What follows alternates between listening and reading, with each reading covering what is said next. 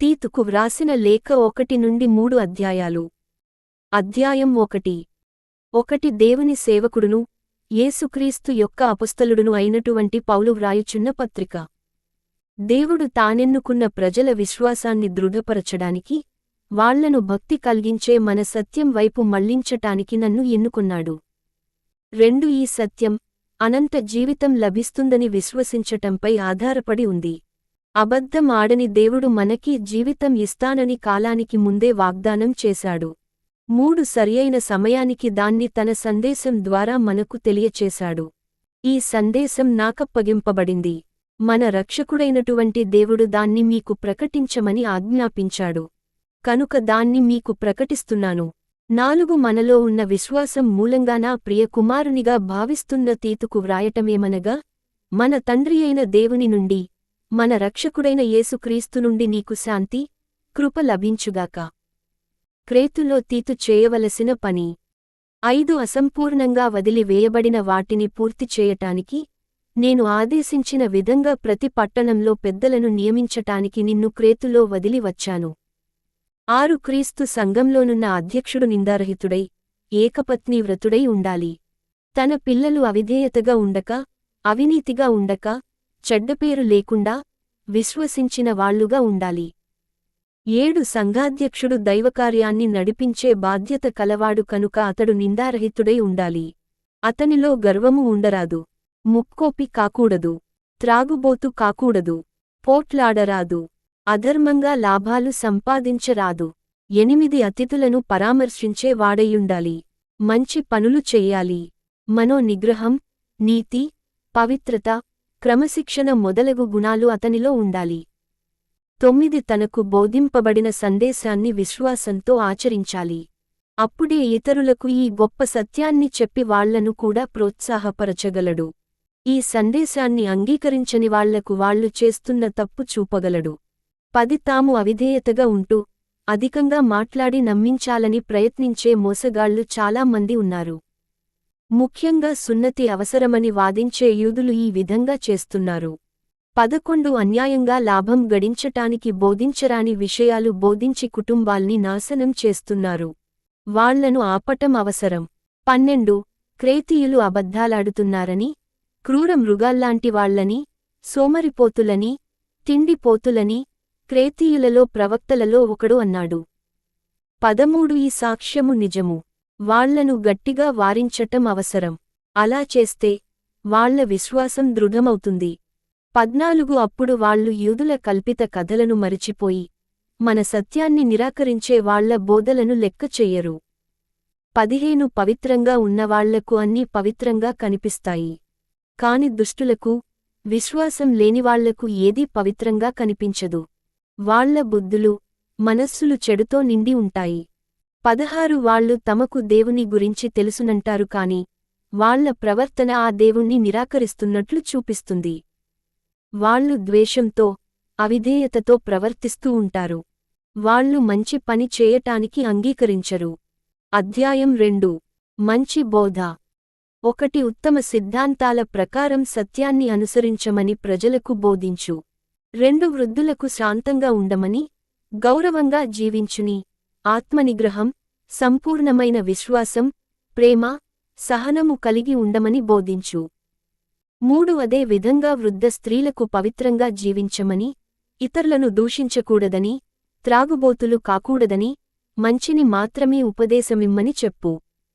4 అలా చేస్తే వాళ్లు యౌవన స్త్రీలకు తమ భర్తల్ని, తమ పిల్లల్ని ప్రేమించాలని, 5 ఆత్మనిగ్రహం కలిగి ఉండి పవిత్రంగా జీవించాలని, తమ గృహనిర్వాహక కర్తవ్యాలను పూర్తి చెయ్యాలని, దయను అలవరచుకోవాలని, వారి భర్తలకు విధేయతగా ఉండాలని ఉపదేశించి శిక్షణనిస్తారు. అప్పుడు దైవసందేశాన్ని ఎవ్వరూ విమర్శించరు. 6 అదే విధంగా మనోనిగ్రహం కలిగి ఉండమని యువకులకు బోధించు. 7 నీవు స్వయంగా ఉత్తమ కార్యాలు చేస్తూ వాళ్లకు ఆదర్శంగా ఉండాలి. నీవు బోధించేటప్పుడు మనస్ఫూర్తిగా, గంభీరంగా బోధించు. 8 విమర్శకు గురికాకుండా జాగ్రత్తగా బోధించు. అప్పుడు నీ శత్రువు విమర్శించటానికి ఆస్కారం దొరకక సిగ్గుపడతాడు. 9 బానిసలు తమ యజమానుల ఇష్టానుసారం నడుచుకోవాలని బోధించు. తమ యజమానులకు ఆనందం కలిగేటట్లు మసలుకోవాలని, వాళ్లకు ఎదురు తిరిగి మాట్లాడరాదని వాళ్లకు బోధించు. 10 తమ యజమానుల నుండి దొంగిలించరాదని, తమ యజమానులు తమను విశ్వసించేటట్లు నడుచుకోవాలని బోధించు.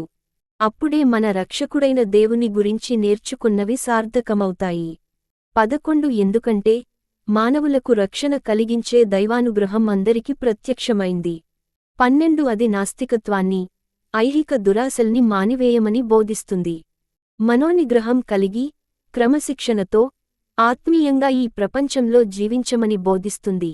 13 మనం ఆశిస్తున్న ఆ గొప్ప రోజు వస్తుందని, ఆ రోజున మన దేవుడును మన రక్షకుడును అయినటువంటి యేసుక్రీస్తు కనిపిస్తాడని నిరీక్షిస్తూ ఉన్నాము. 14 అన్ని పాపాల నుండి మనకు విముక్తి కలగాలని యేసుక్రీస్తు తనను తాను అర్పించుకొన్నాడు. సత్కార్యాలు చెయ్యాలని ఉత్సాహపడుతున్న ఈ ప్రజలు ఈ యేసుక్రీస్తుకు చెందినవాళ్లు. ఆయన వాళ్లను తనకోసం పవిత్రంగా చేశాడు. 15 నీవు ఈ విషయాలను బోధించాలి. సంపూర్ణమైన అధికారంతో ప్రజలను ఉత్సాహపరుస్తూ, ఖండిస్తూ, నిన్ను ఎవ్వరూ ద్వేషించకుండా జాగ్రత్తపడు. అధ్యాయం 3 విశ్వాసులు చేయవలసిన విధులు. 1 పాలకులు, అధికారులు ఆజ్ఞాపించినట్లు నడుచుకోమని ప్రజలకు జ్ఞాపకం చేయి. విధేయతగా ఉండమని, సత్కార్యాలు చేయటానికి సిద్ధంగా ఉండమని బోధించు. 2 ఇతరులను దూషించకుండా శాంతిని, మంచితనాన్ని అలవర్చుకోమని, అందరిపట్ల దయ చూపమని బోధించు. 3 గతంలో మనం కూడా మూర్ఖంగా, అవిధేయంగా ఉంటిమి. తప్పులు చేస్తూ, మానసిక వాంఛలకు, సుఖాలకు లోనై, అసూయతో ఇతరుల చెడును కోరుతూ, ద్వేషిస్తూ, ద్వేషింపబడుతూ జీవించాము. 4 అలాంటి సమయంలో మన రక్షకుడైనటువంటి దేవుని దయ, ప్రేమ మనకు కనిపించాయి. 5 మనం నీతికార్యాలు చేసినందుకు ఆయన మనలను రక్షించలేదు కాని తన కృప ద్వారానే మనల్ని పవిత్రపరచి, మనకు పరిశుద్ధాత్మ ద్వారా ఆత్మీయ పునర్జన్మ కలిగించాడు. క్రొత్త జీవితాన్నిచ్చి, మనల్ని రక్షించాడు. 6 పరిశుద్ధాత్మను మన రక్షకుడైన యేసుక్రీస్తు ద్వారా ధారాళంగా మనపై కురిపించాడు. 7 ఆయన అనుగ్రహం వల్ల మనం నీతిమంతులంగా వారసులం కావాలని ఆయన ఉద్దేశ్యం. ఈ విధంగా మనమాశిస్తున్న అనంత జీవితం పొందగలుగుతాము. 8 ఇది నిజం. నీవు ఈ విషయాన్ని నొక్కి చెప్పాలి. అలా చేస్తే దేవుణ్ణి విశ్వసించిన వాళ్లు జాగ్రత్తగా ఉండి, మంచి చేయటంలో నిమగ్నులవుతారు. ఇది మంచిది. దాని వలన ప్రజలకు లాభం కలుగుతుంది.